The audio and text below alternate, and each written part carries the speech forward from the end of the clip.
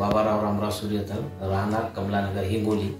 मला बरेच दिवसापासून मुतखड्याचा त्रास होता, पण माझं एक वेळेस अटॅक आल्यामुळं हृदयाची शस्त्रक्रिया आणि हृदयाचं काम फक्त 30%च होतं. आम्ही हिंगोली आणि नांदेड इथे बऱ्याच डॉक्टरांना दाखवलं की बाबा मुतखड्याचं ऑपरेशन करायचं आहे, पण हृदयाचं 30% काम असल्यामुळं कोणी शस्त्रक्रियास तयार नव्हते.